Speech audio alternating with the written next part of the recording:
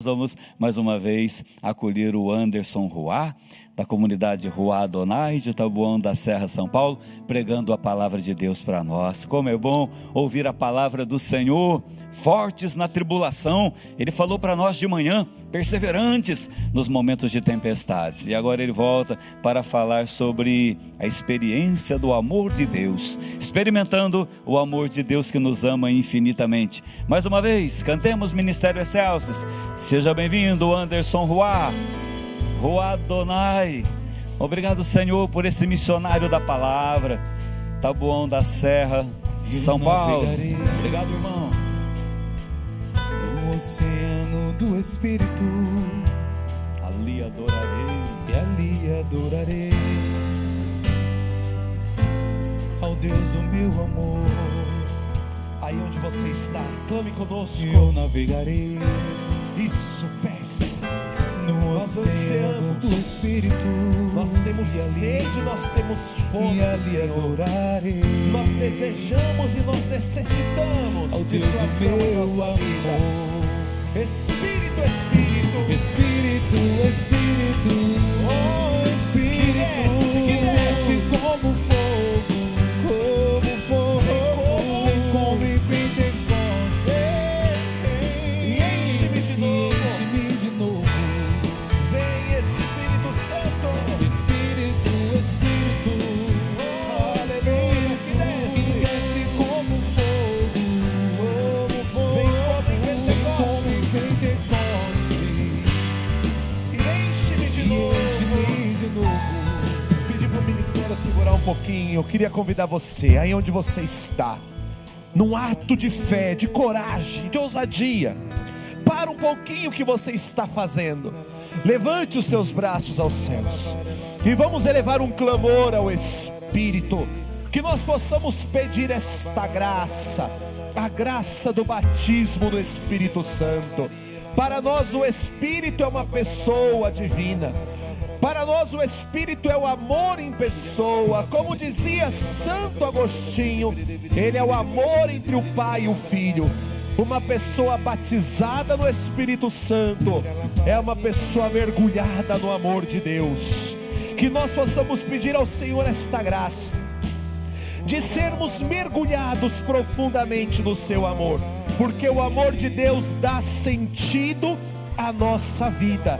Então vem Espírito Santo, vem sobre nós, olha para o teu povo, olha para a tua igreja, olha para a dependência e para a necessidade que nós temos de ti. Olha para as nossas fraquezas, para as nossas misérias, para as nossas limitações. Olha para o nosso pecado, olha para a nossa fragilidade, Senhor.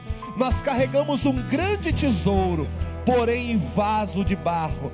Nós clamamos a tua ação na nossa vida, para que possamos nos relacionar contigo de uma forma nova, que nós possamos te amar, porque tu és o amor, amando cada pessoa que passar pela nossa vida, e que assim o anúncio do reino, pelo nosso testemunho, aconteça pela vivência do evangelho do amor.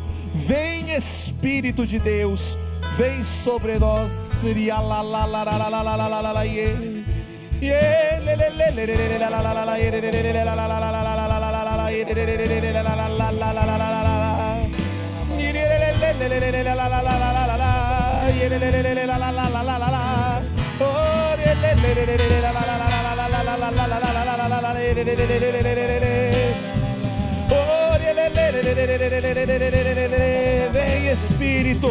Vem Espírito sobre cada vida, sobre cada pessoa, sobre cada casa, sobre cada Espírito, Espírito, que desce como fogo,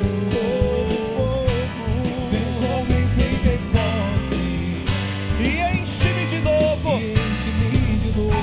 Espírito, Espírito, Espírito, Espírito, oh Espírito, que desce como fogo, vem como em Pentecostes, e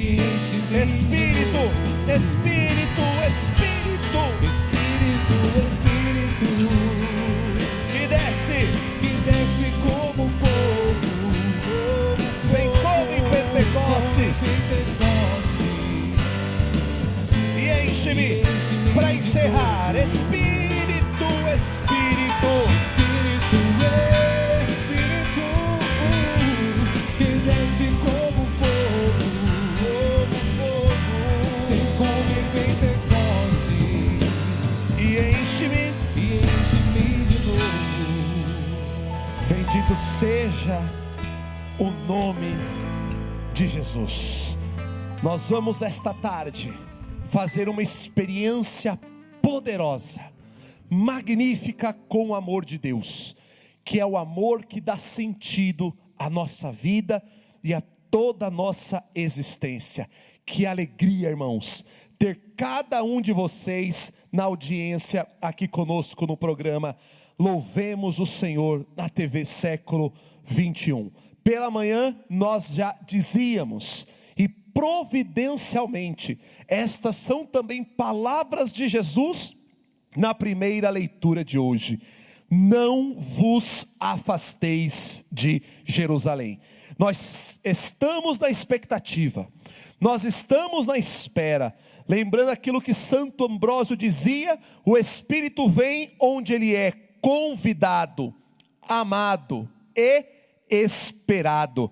Nós esperamos o Espírito, nós amamos o Espírito, e ao longo destes dias, nesta novena de Pentecostes, o que nós mais faremos é convidar o Espírito, que é Deus, a fazer morada em nossa vida, porque nós somos templos do Espírito Santo, e clamar a ação do Espírito é um ato de humildade e reconhecer que sem Ele nós não somos nada, sem Ele nós não somos ninguém.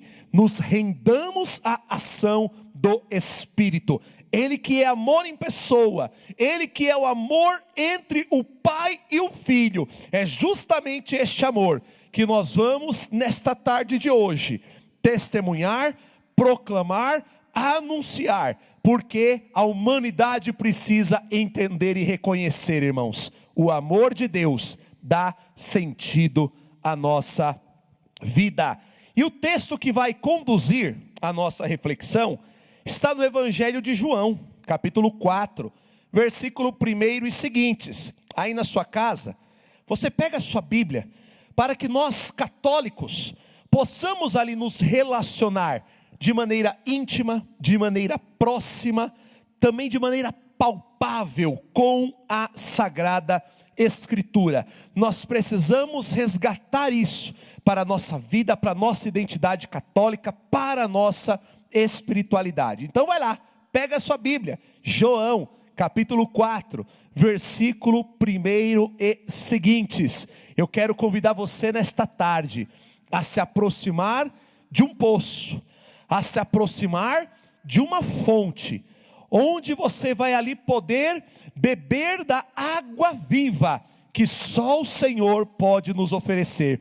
Esta água vai saciar a tua sede, esta água vai te preencher, e com toda certeza, esta água trará para você a força que você precisa para permanecer na presença de Deus, e para poder perseverar no caminho do Senhor. Vamos lá, irmãos, acompanhe comigo, você aí na sua casa, sua família. Se você está almoçando agora, não tem problema, pode aí almoçando mesmo, acompanhar conosco. O importante é que você celebre a presença do Senhor em nosso meio, não somente com a tua família reunida, mas através também da palavra que nós vamos anunciar.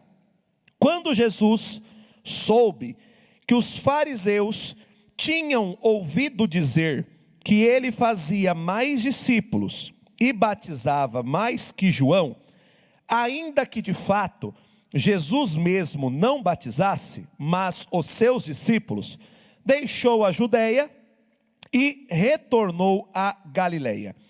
Era preciso passar pela Samaria. Chegou então a uma cidade da Samaria, chamada Sicar, perto da região que Jacó havia dado a seu filho José. Ali se achava a fonte de Jacó. Fatigado da caminhada, Jesus sentou-se junto à fonte. Era por volta da hora sexta. Uma mulher da Samaria chegou para tirar água. Jesus lhe disse: dá-me de beber. Seus discípulos haviam ido à cidade comprar alimento. Diz-lhe então a samaritana: como sendo tu judeu, tu me pedes de beber, a mim que sou samaritana? Os judeus, com efeito, não se dão com os samaritanos. Jesus lhe respondeu: se conhecesses o dom de Deus, e quem é que te diz, dá-me de beber, tu é que lhe pedirias, e ele te daria água viva. Ela lhe disse: Senhor, nem sequer tens vasilha, e o poço é profundo. De onde, pois, tiras essa água viva? És porventura maior que o nosso pai Jacó, que nos deu este poço do qual ele mesmo bebeu, assim como os seus filhos e seus animais? Jesus lhe respondeu: aquele que bebe desta água terá sede novamente, mas quem beber da água que lhe darei, nunca mais terá sede. Pois a água que eu lhe der, tornar-se-á nele fonte de água, jorrando para a vida eterna. Disse-lhe a mulher: Senhor, dá-me desta água, para que eu não tenha mais sede, nem tenha de vir mais aqui para tirá-la. Jesus disse: vai, chama teu marido e volta aqui. A mulher respondeu: não tenho marido. Jesus lhe disse: falaste bem, não tenho marido, pois tiveste 5 maridos, e o que agora tens não é teu marido. Nisso falaste a verdade. Disse-lhe a mulher: Senhor, vejo que és um profeta. Nossos pais adoraram nesta montanha, mas vós dizeis: é em Jerusalém que está o lugar onde é preciso adorar. Jesus lhe disse: crê, mulher, vem a hora em que nem nesta montanha, nem em Jerusalém adorareis o Pai. Vós adorais o que não conheceis, nós adoramos o que conhecemos, porque a salvação vem dos judeus. Mas vem a hora, e é agora, em que os verdadeiros adoradores adorarão o Pai em espírito e verdade, pois tais são os adoradores que o Pai procura. Deus é espírito, e aqueles que o adoram devem adorá-lo em espírito e verdade. A mulher lhe disse: sei que vem um Messias, que se chama Cristo. Quando ele vier, nos explicará tudo. Disse-lhe Jesus: sou eu que falo contigo. Eu convido você, aí onde você está, a manifestar o seu amor pela Sagrada Escritura, com um gesto bem simples. Dê um beijo na sua Bíblia, e através deste beijo, manifeste o seu amor pela Sagrada Escritura, ela que é expressão da palavra de Deus para nós. Gente, nós acabamos de fazer a leitura de um texto belíssimo, um texto que é uma exclusividade joanina, um texto carregado de uma rica simbologia, um texto muitas vezes muito mal interpretado ali por muitas pessoas, um texto que carece de um aprofundamento, que embora eu esteja aqui pregando de maneira querigmática para vocês, ainda assim eu entendo que nós podemos aqui aprofundar dentro do texto que nós fizemos a leitura. O texto que nós fizemos a leitura foi tirado do Evangelho de João. E segundo a tradição da igreja, foi ali o último dos evangelhos a ser escrito. Isso por volta do ano 100 do primeiro século, ali, final do primeiro século da era cristã. Gente, o que nós encontramos dentro deste evangelho, que também ali é entendido como o evangelho do discípulo amado? Este evangelho, ele é um evangelho que é dividido em duas partes. A primeira parte, que vai ali até o capítulo 12, é chamado de livro dos sinais. No evangelho de João, os milagres de Jesus são classificados como sinais. Isso não significa que eles deixaram de ser milagres, pelo contrário. O que João ele está querendo ali mostrar é que ele e sua comunidade se interessam muito mais pelo sinal que o milagre traz, do que pelo próprio milagre em si.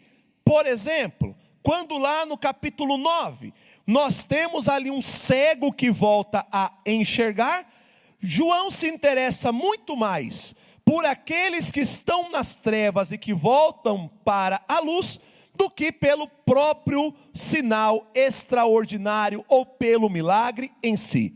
A segunda parte deste evangelho é chamado de livro da glória, que começa ali no capítulo 13 com o lava-pés, que é a instituição da Eucaristia para João. Depois nós temos um belíssimo discurso de despedida e a narrativa da paixão, morte e ressurreição de Jesus, e a aparição também ali aos seus discípulos. O texto que nós lemos, ele é tirado desta primeira parte, que nós chamamos ali de livro dos sinais. Nós temos aqui a experiência de uma mulher da Samaria com Jesus à beira ali do poço. Algumas questões são extremamente importantes para nós compreendermos o texto de maneira adequada. Primeiro, o texto está dizendo que Jesus ele deixa a Judeia e ele retorna para a Galileia.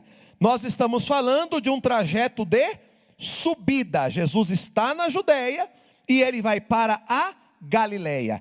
Entre a Judeia e a Galileia há o território da Samaria. E existia uma rixa histórica entre judeus e samaritanos desde o século 8º antes de Cristo, quando ali o antigo reino do norte, ou reino de Israel, é ali invadido pelos assírios, que se instalam nessas terras, se envolvem ali também com os israelitas, e desta união se tem ali a origem de um povo que é entendido ali como uma raça mista, uma raça impura, que desde então vai ali alimentar esta rixa entre judeus e samaritanos. Isso é muito importante para a gente poder entender, porque o próprio texto está dizendo para nós que existia ali essa rixa. Os judeus, com efeito, não se dão com os samaritanos.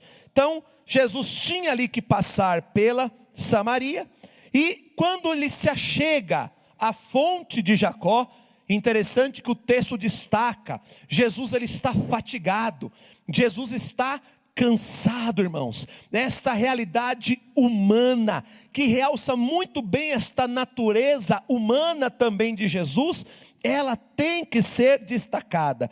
Jesus ele está fatigado da caminhada, e ele se senta junto à fonte. A fonte, inclusive, ela vai ser uma espécie de cereja do bolo. Eu vou deixar para falar da fonte no final ali praticamente da pregação, para que você entenda a importância desse encontro ter acontecido justamente à beira ali da fonte de Jacó.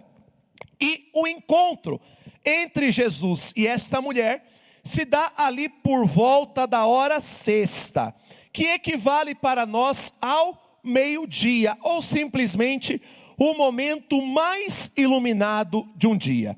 para nós entendermos o porquê que este encontro entre Jesus e esta mulher da Samaria se dá ao meio-dia, é importante nós nos voltarmos ao capítulo 3. Por quê? Porque no capítulo 3, nós temos ali também um encontro de Jesus com Nicodemos, que era um homem fariseu, uma autoridade, podemos dizer assim, mas o texto de maneira clara diz que o encontro entre Jesus e Nicodemos, ele se dá à noite, se dá às escuras.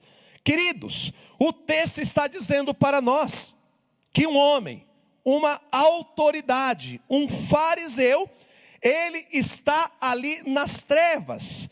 Ele tem um encontro, mas ele não consegue aprofundar este encontro. Mas em contrapartida, uma mulher da Samaria, que era este território entendido como um território impuro, vai fazer uma experiência com Jesus em pleno meio-dia, em plena luz. Ou seja, a mulher aprofunda a experiência e vem para a luz. Ela aprofunda a experiência que o homem não consegue aprofundar e que consequentemente permanece nas trevas. Isso aqui é lindo demais, irmãos. O Senhor, Ele está nos chamando nesta tarde a aprofundarmos a nossa experiência com Ele. Chega, irmãos, de uma experiência puramente sensitiva, emocional, superficial, que não aprofunda. Nós somos chamados a aprofundar a nossa experiência com Deus, porque quem aprofunda a sua experiência com Deus, pode ter certeza, a sua vida jamais será a mesma. Sai da superfície, sai da margem, como nós falávamos na pregação da manhã. Aprofunda a sua experiência, porque Deus tem muito mais para nós. O melhor de Deus está por vir. Deus vai honrar tudo aquilo que nós temos buscado, e você pode ter certeza disso. Então vamos lá. Então esta mulher, essa samaritana, que chega ali em pleno meio-dia, para poder tirar água, ela vai se espantar, porque Jesus, ele vai dirigir ali a palavra para ela. Já não era ali muito comum, que um homem judeu se dirigisse a uma mulher em público, quanto mais a uma mulher da Samaria, irmãos. E aí, queridos, Jesus, ele começa ali a conversar com ela, ele pede água, ela fica espantada e ele vai dizer: olha, se conhecesses o dom de Deus, vamos dar uma pausa aqui, porque aqui nós temos também algo muito belo. Este dom de Deus, nós entendemos como sendo o Espírito Santo. Se nós ali olharmos para a palavra dom, na língua grega, nós vamos encontrar a palavra Dorian. E a melhor tradução para Dorian é presente. Então, olha que legal. Se o Espírito Santo é dom de Deus, nós podemos dizer que nós somos presenteados ali por Deus com a ação do seu Espírito em nossa vida. E aqui tem que ficar bem clara uma diferenciação entre o dom e o carisma. Dom é presente, carisma é graça, é ferramenta que Deus concede a nós. Avança o texto: se conhecesses o dom de Deus, e quem é que te diz, dá-me de beber, tu é que lhe pedirias, e ele te daria água viva, irmãos. Irmãos, o Senhor, ele tem uma água viva, que pode saciar a nossa sede, e esta água viva, dom de Deus, é o Espírito Santo. Inclusive, deixa eu falar algo para você, deixa eu te explicar o porquê que esta simbologia da água, ela está relacionada ao Espírito. Se você jogar água em qualquer ambiente que seja, qual que é o caminho? Qual que é o trajeto que a água vai buscar? A água vai buscar o trajeto da queda, da descida, da caída. Se você jogar ali numa superfície plana, se não tem uma caída, a água vai empoçar. O curso de um rio, qual que é o seu curso? É o curso de descida. Ele vai desembocar num rio, que desemboca no outro, e que vai desembocar no mar. Então olha que bonito. Por que que o Espírito Santo, ele é ali água viva? Porque da mesma forma que a água busca ali a caída, o Espírito busca aqueles que estão caídos, irmãos. O Espírito vai ao encontro daqueles que estão caídos. Quero falar ao seu coração, você que nestes tempos tem dito para você mesmo: poxa, eu caí, eu estou ali numa caída, eu não consigo me levantar, eu não consigo ali voltar para o caminho, eu me encontro caído neste momento. Se você é uma dessas pessoas que tem dito que você se encontra caído, deixa eu dizer para você, o Espírito de Deus está indo ao teu encontro para te levantar, porque como água viva, ele é ali realmente expert, digamos assim, em buscar, levantar, recuperar, resgatar e restaurar aqueles que se encontram caídos. Não importa como esta palavra, ela está te encontrando nesta tarde de hoje. Se você está em pé, se você está firme, o Senhor vai te manter em pé. Se você está caído, você será levantado pelo Espírito de Deus. Eu libero isso como uma palavra profética na sua vida, porque o Senhor não nos criou, não nos fez para vivermos ali caídos, entregues. O Senhor nos fez para vivermos em pé, erguidos, levantados, porque essa é a posição do ressuscitado. Avançando, gente, aqui a gente tem uma combinação belíssima. A mulher, ela tem sede. Jesus, ele tem a água que aquela mulher queria para ser saciada. Jesus tinha. Jesus ali poderia oferecer para ela, não somente poderia, como ele pode, ele oferece aquela água para aquela mulher. Mas Jesus, ele vai entrar num aspecto ali particular da vida dela, quando ele vai dizer assim, no versículo 15, disse-lhe, aqui é a mulher que diz, versículo 16, Jesus disse, vai, chama teu marido e volta aqui. Irmãos, eu já vi muita gente falando algumas coisas que o texto, na verdade, em nenhum momento afirma em relação a esta mulher. Eu já vi gente falando assim, não, esta mulher, ela era ali uma prostituta, por isso que ela só foi ali no poço por volta do meio-dia. Em nenhum momento o texto está falando isso, tá?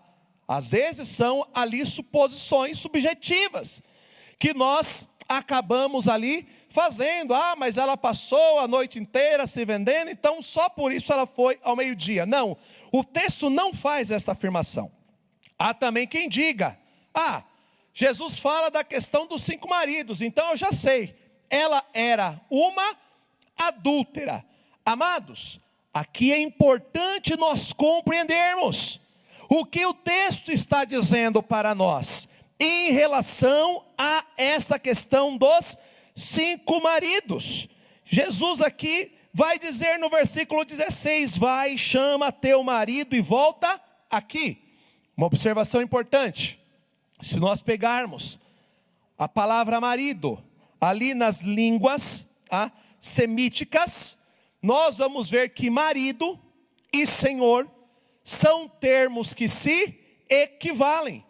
Então, quando Jesus ele diz, olha, chama aqui o teu marido, é a mesma coisa que ele dissesse assim, chama aqui o teu senhor, chama aqui o teu Deus. Olha só o que a mulher vai dizer, eu não tenho marido, eu não tenho um senhor, eu não tenho Deus. Jesus lhe disse, falaste bem, não tenho marido, não tenho senhor, não tenho Deus, pois tiveste 5 maridos, e o que agora tem não é o teu marido. Gente, Quem são estes 5 maridos? Não são efetivamente 5 homens com que esta mulher ali se relacionou. Nós estamos falando de 5 divindades que foram ali importadas pelo povo cananeu e que foram ali adorados na Samaria. Então, quando nós estamos falando de 5 maridos, nós estamos falando de 5 senhores. Nós estamos falando de 5 deuses. Portanto, muito mais ali do que uma prostituta, que uma adúltera, esta mulher era uma idólatra. E disseste bem, eu não tenho um marido, eu não tenho um Deus, eu não tenho um Senhor.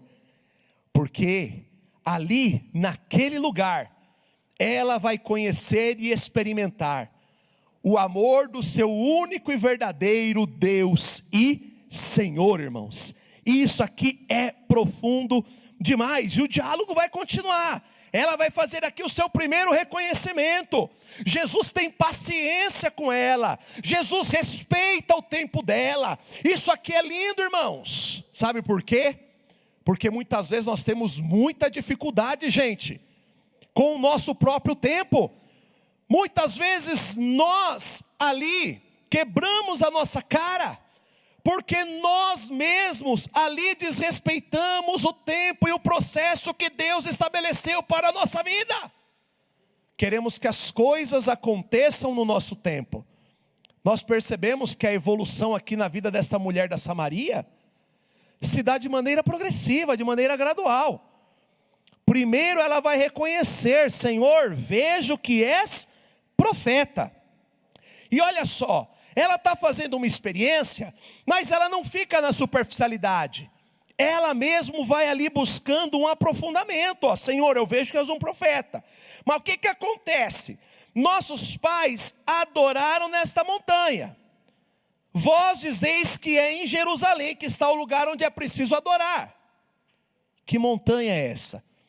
Esta montanha era o Monte Garizim, que ficava na Samaria.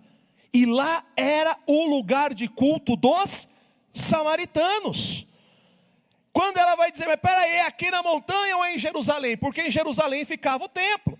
Os judeus adoravam no templo. Os samaritanos adoravam no Monte Garizim, porque eles também esperavam por um Messias, que eles chamavam de Taeb, que significa aquele que volta. Então ela vai se questionar, mas e agora? Senhor, eu vejo que és um profeta, mas onde tem que adorar? É no monte ou é no templo? É no monte ou é no templo? E nós vamos ver, lá no versículo 21, Jesus dizendo: crê, mulher, vem a hora em que nem nesta montanha, nem em Jerusalém, adorareis o Pai. Vós adorais o que não conheceis. Nós adoramos o que conhecemos, porque a salvação vem dos judeus. Mas vem a hora, e agora, em que os verdadeiros adoradores adorarão o Pai em espírito e em verdade. Tais são os adoradores que o Pai procura. Ou seja, muito mais importante que o lugar, seja no Garizim, seja no templo em Jerusalém, o importante é que se adore a Deus com toda a vida. É importante que se adore em espírito e em verdade, com toda a potência e com toda a plenitude do nosso ser. Quem faz uma experiência com o Senhor e é chamado ali a adorá-lo, que fique claro para nós que a adoração, ela nos leva ali a reconhecer Deus como nosso único e verdadeiro Deus e Senhor, o nosso Salvador. Por isso nós somos chamados a adorá-lo em espírito e em verdade. E olha só, no versículo 25, ela já estava entendendo. Opa! Eu sei que vem o Messias, que se chama Cristo, e quando ele vier nos explicará tudo. Disse-lhe Jesus: sou eu que falo contigo. Ou seja, naquele momento ela reconheceu: opa, quem está falando comigo então é o Messias, é o Taeb, é aquele que eu esperei. é ali o Messias, ele veio ao meu encontro. E eu fiz um encontro com ele. Gente, que coisa mais linda. Nós somos chamados, como eu disse, a fazer uma experiência verdadeira e profunda com o nosso Senhor. Essa experiência, ela precisa transformar, impactar todas as estruturas da nossa vida e também aqueles que se encontram ao nosso redor. Mas para isso é importante que essa experiência ela seja verdadeira, que ela seja autêntica, que ela fale por si. E eu havia dito que eu iria dizer para vocês o porquê que eu deixei para depois a questão da fonte de Jacó. Porque aqui a gente tem algo muito profundo, irmãos. Aqui a gente tem algo muito lindo, gente. Essa experiência tem que ser à beira dessa fonte. Tem que ser à beira desse poço. Por quê? A fonte de Jacó foi ali o lugar, o local, onde Jacó conheceu Raquel, o maior amor da sua vida. Então olha que lindo, olha o que o texto está dizendo para nós, que à beira do poço, onde Jacó conheceu o maior amor da sua vida, Raquel, a samaritana estava conhecendo o maior amor da sua vida, que era Jesus. Ela estava fazendo uma experiência com Deus e Senhor, que tinha ali o poder para transformar a sua história, para ordenar a sua história para o amor. Queridos, nós vivemos em tempos onde nunca foi tão necessário se levar ali as pessoas a fazerem uma experiência verdadeira e autêntica de amor com Deus. A igreja, lá no catecismo, ela vai dizer para nós que a missão consiste em fazer com que todas as pessoas da face da terra participem da comunhão de amor do Pai, do Filho e do Espírito Santo. Ou seja, enquanto na face desta terra existir uma pessoa que não experimentou o amor de Deus, a igreja estará em missão, porque nós precisamos anunciar este amor e dar testemunho do que este amor está realizando na nossa vida. E é por isso que a missão, ela tem ali uma ligação total com o Espírito Santo, irmãos. Sabe por quê, gente? Eu explico para vocês. Porque o Espírito, como eu dizia na ministração da oração, ele é o amor em pessoa. Ele é o amor entre o Pai e o Filho. Ele é o protagonista da missão, conforme o Papa João Paulo II dizia na Redemptoris Missio. Ele é ânimo, ele é dinamismo, ele é aquele que nos movimenta para a missão, ele é a força que nós precisamos para nós anunciarmos, irmãos. E é ele que nos torna participantes de todo este mistério de amor. Esta mulher, ela teve uma experiência com o Senhor, à beira da fonte de Jacó, à beira daquele poço, para poder dizer, não importa a realidade na qual nós estamos, não importa a realidade que nós pertencemos, o grupo de oração onde você conheceu Jesus, onde você experimentou o amor de Deus, este grupo de oração é a tua fonte de Jacó. É o lugar dessa experiência com Deus. Talvez a tua experiência com Deus, ela se deu numa missa. Talvez se deu no encontro consigo mesmo. Talvez essa experiência, ela se deu ali, num retiro, num encontro. Esta realidade se tornou a tua fonte de Jacó. O teu lugar de experiência com Deus. Talvez a tua experiência com Deus se deu aqui, na TV Século 21, no programa Louvemos o Senhor, ou em qualquer outro programa. Talvez você olhe para este programa e você diga, este poço é a minha fonte de Jacó. É aqui que eu experimento o amor de Deus.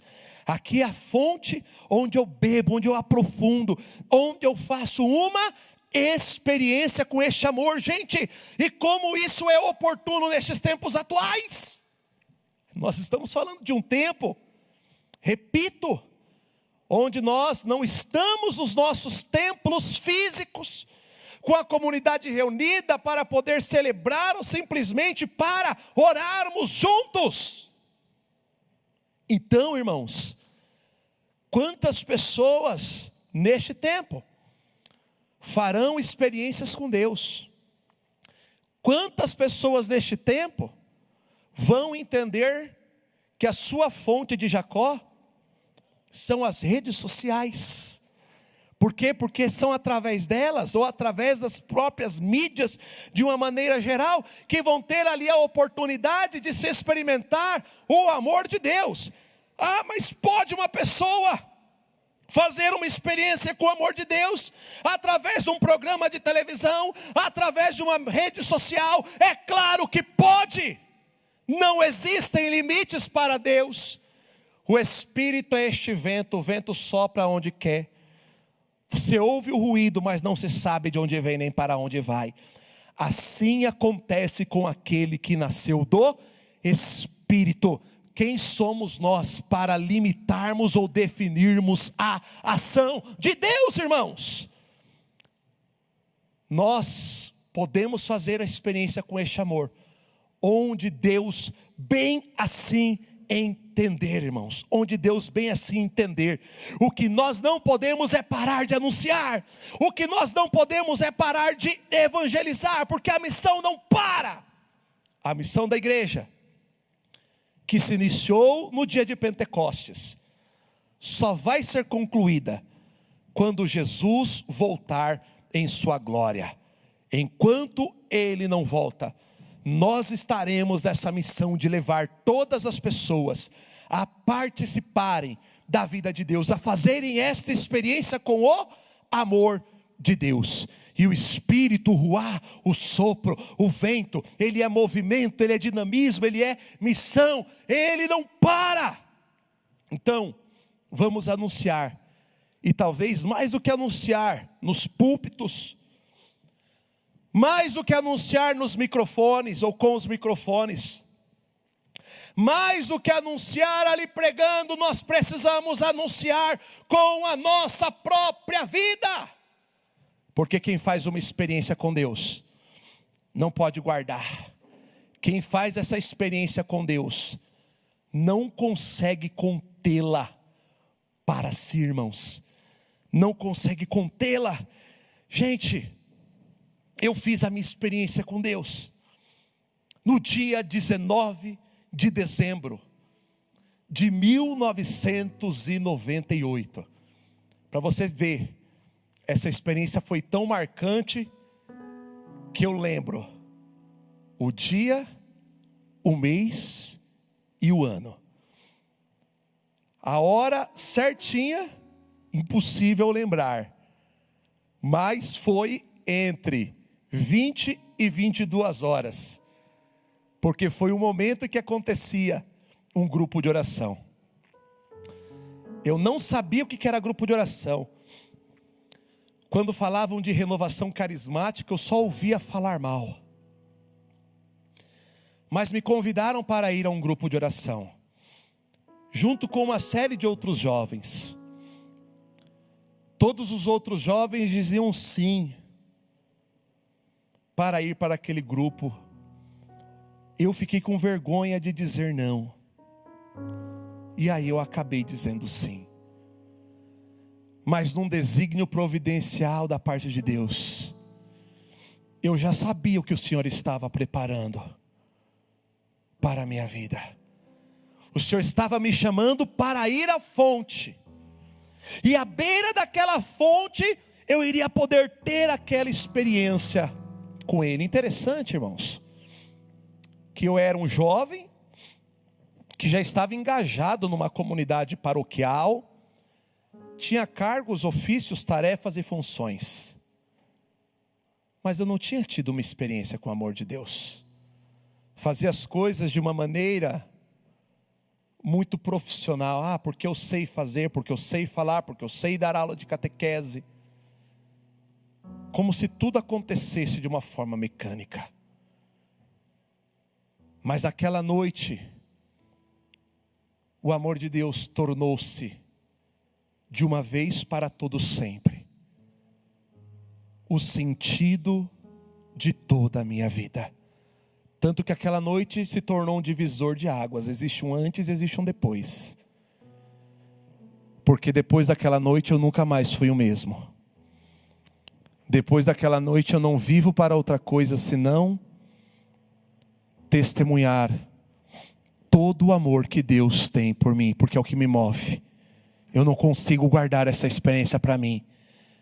É igual quando você come alguma coisa que é muito, muito gostosa e você faz ali propaganda e você está dizendo, não, eu preciso falar, eu preciso anunciar, eu preciso levar isso, não consigo guardar para mim. É o que eu sinto quando eu falo de Jesus.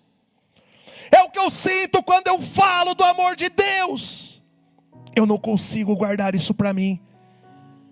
Porque é um amor tão grande, tão grande, tão grande. Aquela noite, aquela fonte de Jacó se tornou tão impactante para mim que eu não consigo esquecer, eu não consigo parar de falar. Tanto que já são 21 anos anunciando este amor, porque eu não consigo guardar para mim. Porque esse amor deu sentido, ele mudou toda a minha história, irmãos. E é interessante, porque a mesma fonte de Jacó, ela também é chamada de poço. E o Senhor coloca essa palavra poço no meu coração agora. Porque talvez, deixa eu dizer para você, talvez você está recebendo esta palavra hoje e você está dizendo para você assim: eu literalmente estou no fundo do poço. Se você chegou no fundo do poço, deixa eu falar uma coisa para você. Se você chegou no fundo do poço, você está no fundo do poço. E no fundo do poço você quer clamar a Deus. Aí de repente você está dizendo assim, estou no fundo do poço, deixa eu olhar para cima, estender minha mão, e deixa eu chamar Deus, para ver se Deus me ouve, para ver se Deus me socorre. Deixa eu te falar uma coisa. Se você chegou no fundo do poço, e no fundo do poço você quer clamar a Deus, se você está olhando para cima, você está fazendo errado.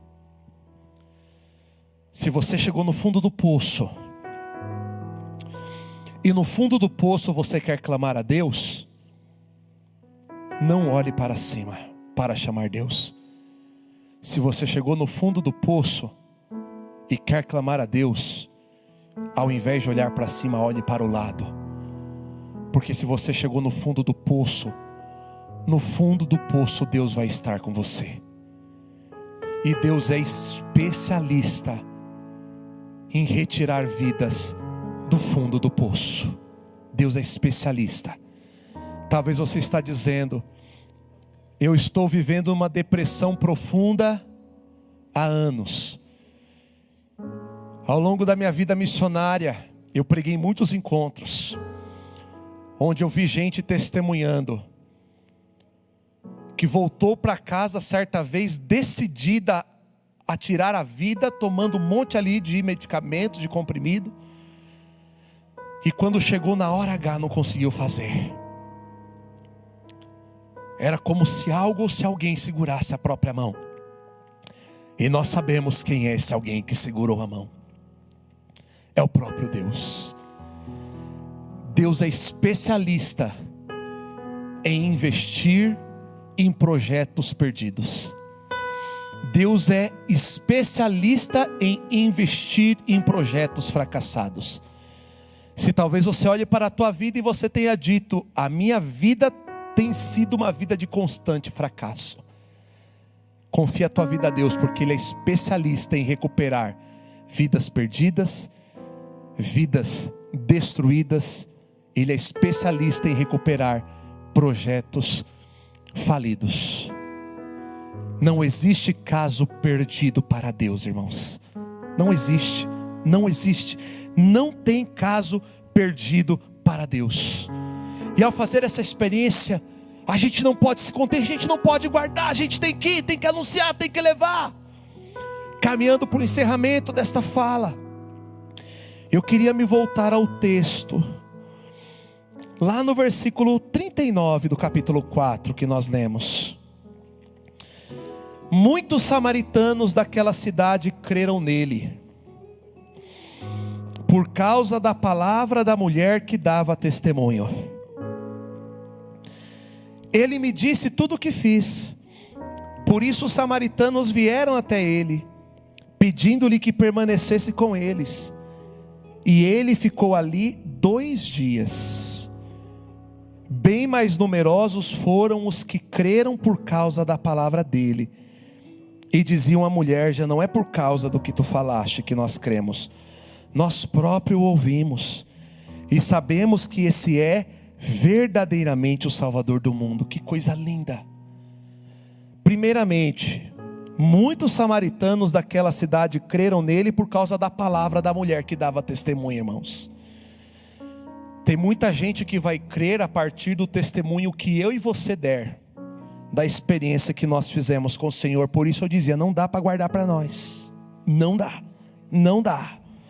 Por isso os samaritanos vieram até ele e pediram que permanecesse, ou seja, a experiência foi tão profunda que eles diziam: não vai embora não, fica aqui. Você pode ser o profeta que não é bem aceito na tua terra ou na tua pátria, mas eles diziam: permanece aqui, fica conosco. E Jesus ficou ali mais 2 dias. E ali foram muito mais numerosos os que creram por causa da palavra dele, irmãos. E reconheciam: ele é o Salvador do mundo. Jesus é o Salvador do mundo, ele é o Salvador da humanidade, ele é o Salvador da tua vida. O Senhor está falando com você, que está ouvindo esta pregação, e que há anos você tem sofrido com o vício do álcool e das drogas. A tua família já tem olhado para você e tem dito que você já não tem jeito. Você nem sabe por que você sintonizou aqui nesta programação, mas Deus sabe, Ele entende, Ele sabe o propósito que você tem. Ele sabe aquilo que Ele tem para a tua vida, e Ele está dizendo: eu quero ser Senhor da tua vida. Eu te trouxe para esta fonte para você experimentar o meu amor. O Senhor está falando com você, que tem olhado para a tua família e tem dito: a minha família está destruída. O Senhor está dizendo: coloca por terra estas palavras, eu revogo essas palavras de maldição. Tua família não está destruída, tua família será recuperada, ela será uma bênção. Eu vou renová-la, eu vou transformá-la. O Senhor está falando com você, que tem sofrido com síndrome do pânico, com depressão, que neste tempo já até pensou ali em tirar a sua vida. Deixa o Senhor entrar na tua história para poder te sarar, para que você possa dar testemunho de que você sai desta batalha que nós estamos vivendo, não como um derrotado, mas como um vencedor. Se volta para a fonte, se volta para a fonte, vem para a luz do meio-dia, faz uma experiência com Ele, e não guarde para si. Este amor é o sentido que você tanto precisa para a tua vida. Vamos experimentar esse amor, irmão. Vamos experimentar.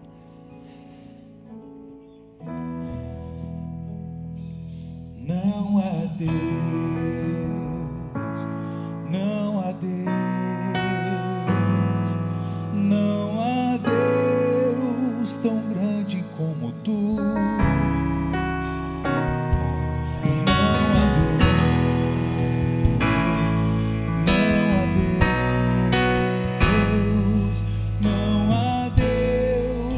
Tão grande como tu, maior que os meus problemas, maior que os meus fracassos, não importa a realidade que você está, maior que as minhas provações. Coloca o teu joelho no chão Mesmo se estou ferido, e vai pedindo: Senhor, olha para mim. mesmo se estou caído, Venha ao meu encontro, eu vim para a fonte. me sustenta pela Eu mão. quero te experimentar, eu quero experimentar o teu amor. Não há Deus, não há Deus tão grande como tu. Isso, peça a esse Deus grande, que Ele venha ao encontro da tua pequenez, da tua limitação. Não há Deus, Não há Deus. não há Deus tão grande como tu. Ele na sua grandeza vem ao encontro da tua pequenez. Maior que os meus É a água viva que vem ao encontro dos caídos. maior que os meus fracassos, Estenda os teus braços e diga: venha ao meu encontro, maior Senhor. que as minhas provações. Mesmo se estou ferido, mesmo se estou caído, me sustenta pela mão. Não há Deus, não há Deus, não há Deus, não há Deus Tão grande como tu. não há Deus tão grande como tu. Não há Deus, não há Deus tão grande como tu. Não há Deus, não há Deus, não há Deus Tão grande como tu. não há Deus tão grande como tu. Obrigado, Senhor, pela vida do Anderson Leite, Rua Adonai, Taboão da Serra, São Paulo. Você, o Anderson, fez essa experiência no dia 19 de dezembro de 98. E uma semana depois eu fiquei padre. 27 de dezembro de 98. Aleluia, glória a Deus. Foi uma alegria muito grande estar sendo ter você aqui conosco, Amém. Padre Eduardo, a Prazer. irmã Luísa, e os seus contatos para o pessoal falar com você lá na Rua Adonai, lá em Taboão da Serra. Você passa para a gente? Passo, Vai com- aparecer na tela ali também. Opa, com certeza, gente, que alegria, como eu estava com saudade de anunciar, de ter esse contato com o povo, ainda que à distância, mas como foi bom. Você que quer manter aí contato comigo, tá aparecendo aí, ó, o meu e-mail, tá? Tem aí também o meu Instagram, o Anderson Leite, e meu Facebook, tá? O Anderson Leite, aqui pode tirar só o Silvio, é o Anderson Leite, o Instagram, o Anderson Leite, só o Anderson Leite, tanto para o Face como para o Insta, tá bom? Adiciona lá, segue lá, meu canal no YouTube também, o Anderson Leite, tal como está aparecendo aqui, vai ser uma alegria poder falar com A você. pronúncia correta é Rua Anderson. É o Anderson. E eu falei o dia inteiro o Anderson. Fique em paz, padre. Fica conosco mais um pouco.